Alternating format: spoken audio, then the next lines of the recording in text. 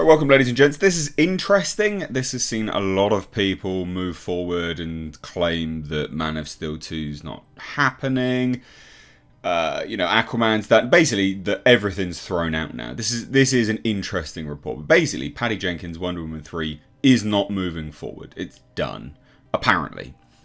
Now, whether that's a case of, well, Patty Jenkins and Wonder Woman 1984 wasn't good enough, or who knows? Who knows? I've seen all manner of takes on this on Twitter. Scott Mendelson, notorious Chapo, jumped up on Twitter and was basically lambasting James Gunn for this because it didn't do very well, but he claimed that, Wonder Woman 1984 would do great in post-COVID or pre-COVID world and all this kind of nonsense.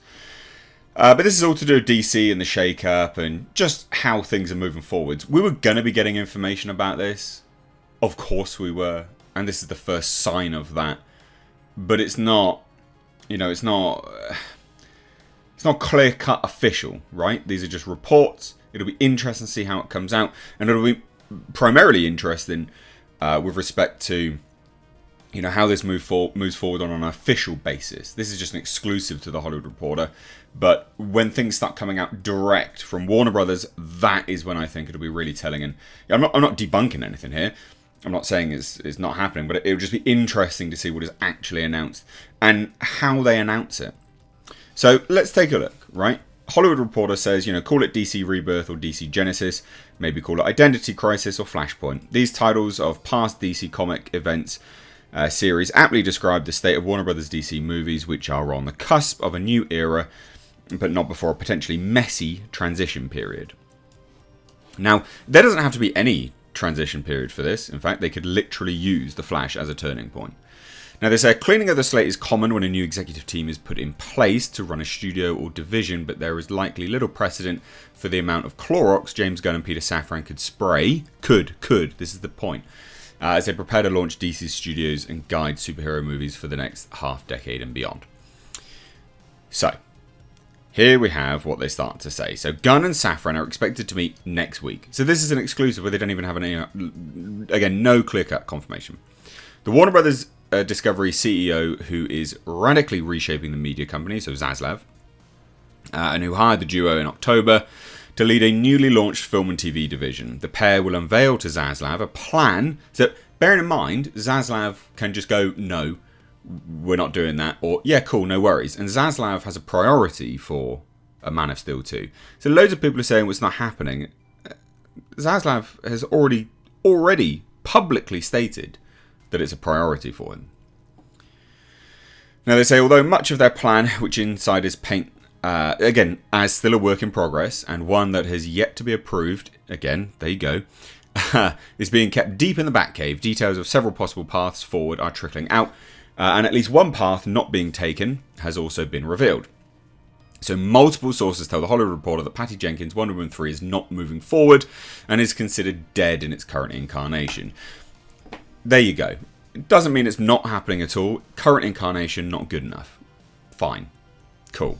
And not only that, one thing to bear in mind, again, I'm not invested in this in any way, shape or form. I don't care if this continues. But one thing to bear in mind is that if they're looking to reshape the universe moving forwards, and Patty Jenkins submitted a script a year ago, well then it's not relevant for what they're looking to do moving forwards, is it? Of course not. So she'd have to go back to the drawing board and rewrite a new direction, because if they're going to use the Flash movie as a Flashpoint style reset, then that the same, is said for Wonder Woman 3. It has to go and coincide with that. So sources say that Jenkins recently submitted a treatment, co-written with Jeff Johns, and that Gunn and Safran, as well as Warner Brothers Pictures co-chairs and co-CEOs Michael DeLuca and Pamela Abdy, broke the news to the filmmaker, telling her the project, as it stood, did not fit in with the new but still unfolding plans. Jenkins directed and co-wrote the previous two movies starring Gal Gadot and released in 2017 and 2020. No decisions have been made about the next steps. So there you have it, right? It's just a case of it doesn't fit at the moment. Now, while costs are not a factor, insiders say that DC Studios will not have any overburdensome financial restrictions. The studio could end up saving tens of millions of dollars by not making the third installment. Godot, according to sources, was on track for a $20 million payday for Wonder Woman 3, while Jenkins would have received $12 million. Those figures don't include any possible back-end bonuses. So Warner's didn't comment. Now, it's unclear how any future Wonder Woman movie and Godot's portrayal of the hero could fit into the new DC plan. In a bit of a head-scratching time, Godot tweeted out a blue thank you to fans on Tuesday, saying she was grateful to be allowed to play the heroine and role model, adding, "Can't wait to share her next chapter with you," and it was unclear whether or not the actress knew the project was being toe-tagged. But the other element is CCXP. Warners have massive banners of Gal Gadot as Wonder Woman anyway. So it's not a case of, oh yeah, completely dead in the water. It's just a case of this incarnation not happening at the moment. Now, the rest of the DC slate remains in flux, or at least being kept deep in a pocket of Gunn's own utility belt, but there are several rumours and possible scenarios to consider. So here's what is doing the rounds. The first, which builds on the shuttering of Jenkins' Wonder Woman 3, is the closing curtain of the Snyderverse, and the heroes cast by filmmaker Zack Snyder for his Justice League. This one sees the shutting down of Man of Steel 2, with a returning Henry Cavill and having no more Aquaman fronted by Jason Momoa. They're not going to do that. They won't do that, because Aquaman was one of the most profitable DC movies for them. So Zaslav, being a businessman, is not going to look at that and go, yeah, Jason Momoa as Aquaman, wow, that's a terrible financial decision. No, he's going to go, yeah, sure. Like, that doesn't make any business sense at all. And it doesn't make any business sense to not have Henry Cavill return. Now, does it make business sense to close the curtain on the Snyderverse?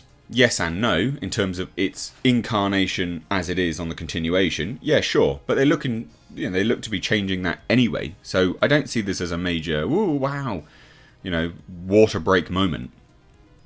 Now, these characters are to cameo in The Flash, and the highly anticipated time travel adventure movie that is due to be released June 16th. Cavill shot his part of the cameo in September, but sources say there is a debate inside the studio as whether or not to keep the cameo, and if its inclusion promises something that the studio will have no plans on delivering.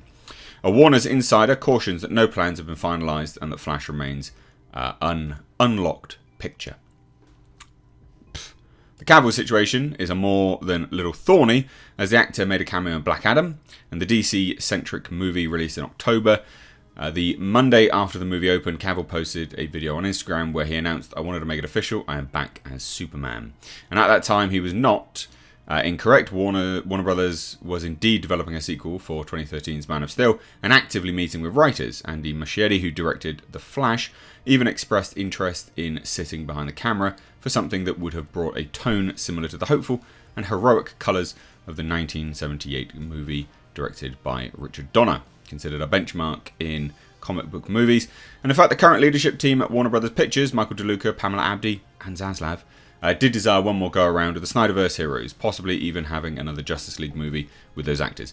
You can have the actors and not continue the Snyder tone verse. But that was before Gunn and Safran began formulating their new and still in flux plan. So they're like, oh, also unlikely a sequel to Black Adam. We knew that anyway. Despite the hype surrounding the movie of launching a new corner of DC, a lot of it led by star Dwayne Johnson, the movie is only grossed $385 million. We covered this already. This basically lost money, so it makes sense. Although he's come out online and basically been like, nah, it's not the case. Only the beginning, despite all of the noise and negativity. I can't wait to see what's next. That's it, brother. You already know. It's all noise. Basically saying that's definitely happening. We'll see. We will see. Momoa, this doesn't make any sense. Momoa, this is why I don't take this any credibility, meanwhile could emerge as a pivotal figure in their new plans. According to several sources, in one scenario, the actor could wrap up his days as underwater hero Arthur Curry with Lost City during December 25th, 2023, which would be the final movie release that was made by the previous regime, but it would not spell the end of the actor's involvement with DC. Because he could just be recast as Lobo. Okay. Whether or not Momoa does play everybody's favourite Bastich, Lobo emerging as a rising character early on in the conversations may point to the kinds of characters the Gunn Safran team may be focusing on.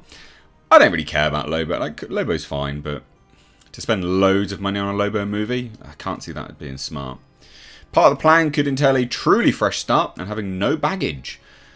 I can't see them doing this.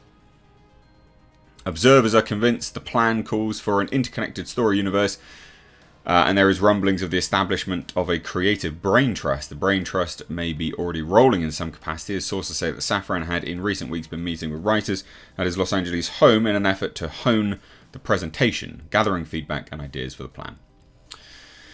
One part that the Gunn Safran agenda seems likely not to touch, at least for now, is the Matt Reeves Batman universe, in which Robert Pattinson dons the cowl of the Caped Crusader.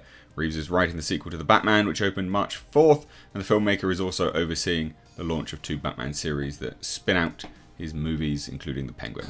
Look, claiming that Henry Cavill's not going to come back as Superman, I think is it's an option, of course. It'd be a really dumb option.